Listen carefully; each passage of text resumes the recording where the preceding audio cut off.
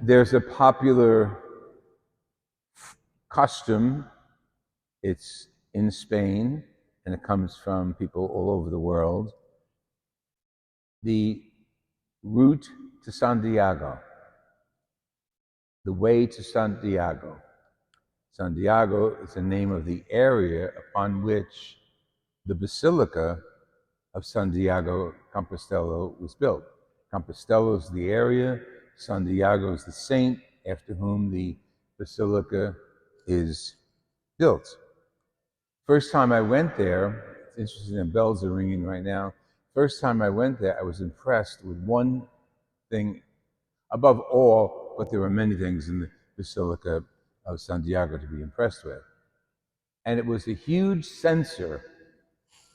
We have one up there. We use it for Mass, holy days. And what it holds is charcoal, a little bit of charcoal, and you put incense on it, and it smells up the area. It gives praise to God through the incense. In Compostelo Santiago Basilica, there is a censer that is as big as those pillars. And it's hanging from the ceiling. And we were there for a while, one day, when they finally lit it, because it takes major charcoal to light. And 4 monks put it on a rope, and they all pull it to start ringing it to the right, to the left, to the right, and that gong is heard throughout the area. And while that's going on, the incense fills the church. At first, people, okay, now we'll go back to tourism. First, people come to it like, why in the world was that ever created? It was created for St. James, Santiago, who was martyred in northern Spain. And his head is there at the basilica. And you can see it in a, reliquary.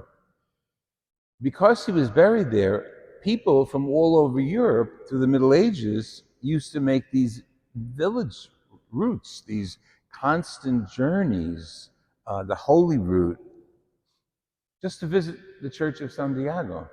And of course, in the beginning, there was no church, it was just the tomb and a chapel. And from the chapel, it became bigger and bigger. And now it's huge. Now here's the sidekick about the incense. The pilgrims in the Middle Ages sometimes used to stay over because it was wilderness, maybe a little village, and then the basilica, okay? And then you're back in the wilderness when you left. So it was the custom of the monasteries to offer hospitality to the pilgrims who were passing through. Well, if you get an idea of hundreds, maybe more, probably at least 1,000 could fit into the basilica, but hundreds of pilgrims walking day after day after day, no shower, no soap, no deodorant. The monks had a solution, the incense. So when people came into church, they didn't smell hot, sweaty bodies, they smelled the incense. But the irony of it, I think, is those hot, sweaty bodies represent people who are praising God. And the incense is our, additional way of praising God. One is a smell you don't want repeated, but one is a scent that you like or dislike. But it is a scent, not a stink. So they work together to give praise to God. So when people come in, they realize, I'm in a home. I'm in somebody's house, God's house. And I could smell life all around me.